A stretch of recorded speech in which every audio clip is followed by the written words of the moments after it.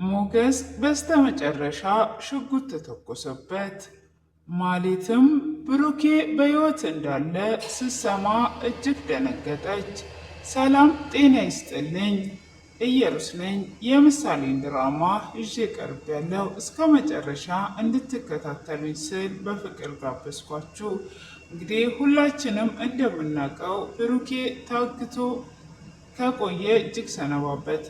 ሆኖም በሕይወት አለ የሚባል እንጂ አጠገቡ ጋር የደረሰ ማንም አልነበረም። በዛሬው ላይ መድብል ከጓደኛው ጋርና ከሞገስ ጋር በመሆን ያለበት ቦታ ደርሰውበታል። አቅፎትም እጅግም እያዘነና እያለቀሰ ብዙዎቹን ይህንን ያደረጉትን እንደሚጨርሳቸው ቃል እየገባለት ነው። እንግዲህ እዚህ ጋም ዝና አረብ ሀገር እወስድሻለሁ በማለት እያሰቃያት 500 ሚሊዮን ብር አባትሽ በዚህ አካውንት ካላስገባልኝ የወደፊት ሚስት የምትሆኙ አንቺ ነሽ ብሎ ይላታል። ለምንድን ነው ግን እናንተ ሰዎችን እንደዚህ የምታሰቃዩት? አባቴ ያለውን ንብረት ሸጦ ነው የላከኝ፣ ምንም ብር የለውም። ለአባቴ ሰርቼ እከፍላለሁ ብዬ እናንተ ግን ምንም ሳሰሩ እንደዚህ ታደርጋላችሁ ብላ ስትለውም ባክሽ አፍሽን አትክፈቺ፣ እናንተ በሰራችሁት ነው እኛ የምንኖረው በማለትም ምላሽ እየሰጣት እያሰቃያት እናያለን። ሜላትንም ለብቻ ጠርቶ ብሩኬ በሕይወት ቢኖር ምን ይሰማሻል ብሎ ይጠይቃታል። ብሩኬ በሕይወት አለ እንዴ ሲላት በሕይወት አለ እንዴ ብላ እጅግ ትደነግጣለች። ከደነገጠችም በኋላ እንዴ ብሩኬን የያዛችሁት እናንተ ናችሁ ወይ ብሎ ትጠይቀዋለች። ስትጠይቀውም አንቺ ጥያቄ አያምርብሽም፣ እሺ ብለሽ ብቻ መታዘዝ እንጂ ወዴት ወዴት የሚለውን ነገር አቁመሽ የምልሽን ብቻ አድርጊ፣ እህትሽስ የት ነው ያለችው ብሎ ይላታል።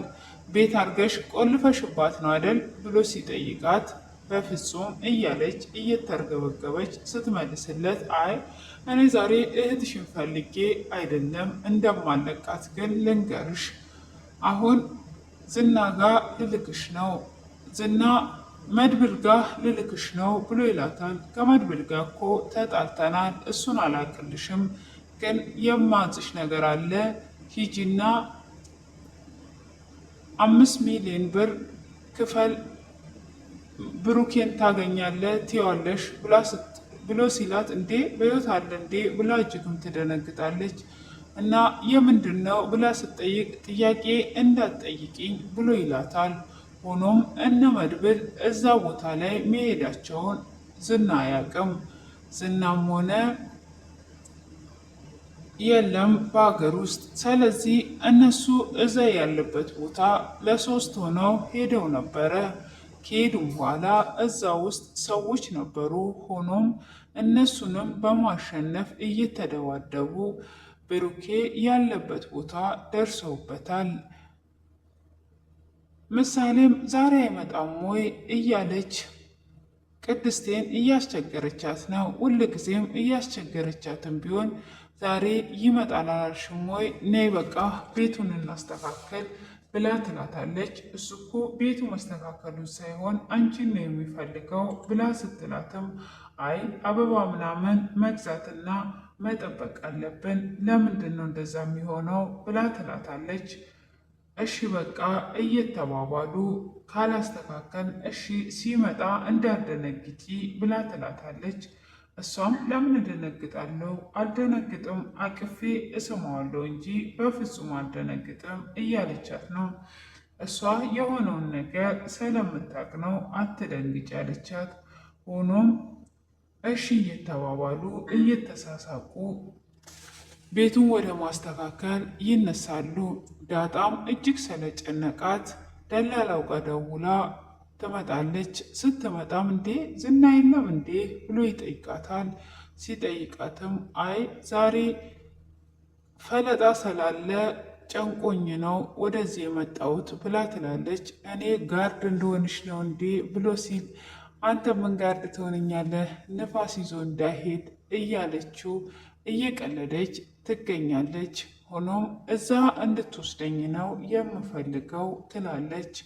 እነሱም እነ መድብልም እየተፋለጡ እጅግ እየተደባደቡ ያገኙትንም ቢጠይቁም እዚህ የለም ቢሉ እንግዲህ አሁን ላይ ሞገስም እጅግ ጠንካራና ብርቱ ሆኗል። እሱም እጅግ እየተደባደበ ነበረ። ሆኖም እዚህ እንዳለ ነው የሚሰማኝ በማለት ከደበደቡትም በኋላ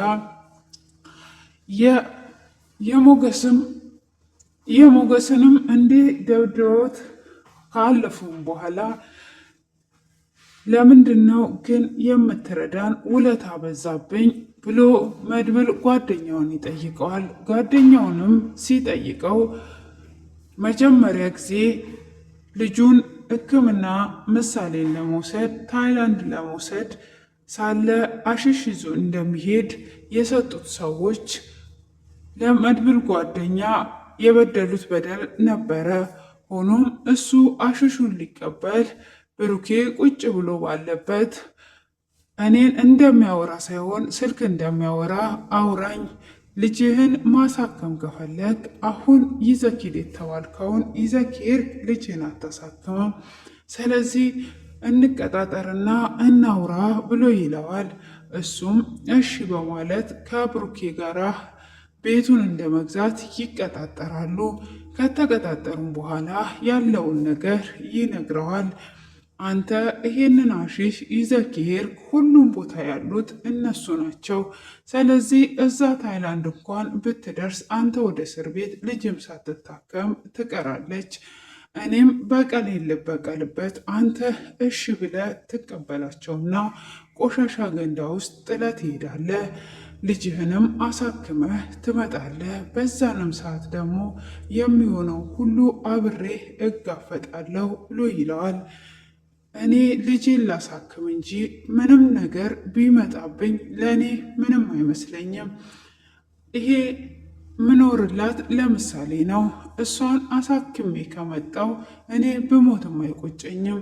ይሄ ቤት ደግሞ ከተረፈላት በዚህ ትኖራለች ተባብለው ቤቱን እንደገዛ እየተፈራረሙ ነበረ። ለዚህ እንደዚህ አድርጌለታለሁ ብሎ ለመድብልም እየነገረው ነበረ። እና እኔ በቀል ልበቀል ነው፣ አንተም ምርጥ ጓደኛዬ ነህ። እሱ ያንን ይዞ ብሄር ኑሮ ልጁ አትታከምም ትሞት ነበረ ብሎ ይለዋል።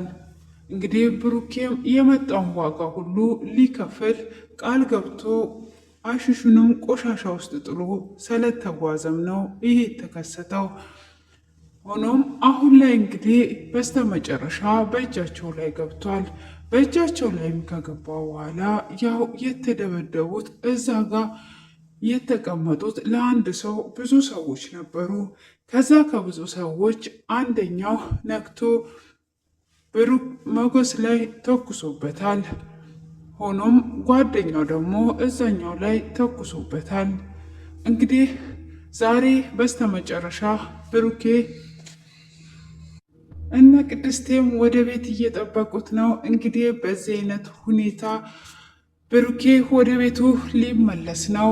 ሞገስም ይተርፋል ብለን ተስፋ እናደርጋለን። እንግዲህ ከጀርባው በኩል ነው የተኮሰበት። እንዴትስ ይዘውት ይወጡ ይሆን የሚለውን ደግሞ ቀጣይ ላይ በጉጉት የምንጠብቅ ይሆናል። ውድ የተከበራችሁና የተወደዳችሁ ቤተሰቦቼ ሰብስክራይብ ማድረጋችሁን እንዳዘነጉ በአክብሮት ጠይቃችኋለሁ። ላይክም አድርጉ፣ ለጓደኞቻችሁም ሼር እያደረጋችሁ እንድታበረታቱኝ ስል በአክብሮት ጠየኳችሁ። ስለምታበረታቱኝም እጅግ አድርጌ እያመሰገንኩኝ ሁላችንም በያለንበት ለሀገራችን እንጸልይ እላችኋለሁኝ። የእግዚአብሔር ጥበቃና ምሕረት ይብዛለን። በድጋሚ እስክንገናኝ ድረስ የእግዚአብሔር ጥበቃ ከሁላችን ጋር ይሁን። ቸር ሰንብቱ። ባይ ባይ።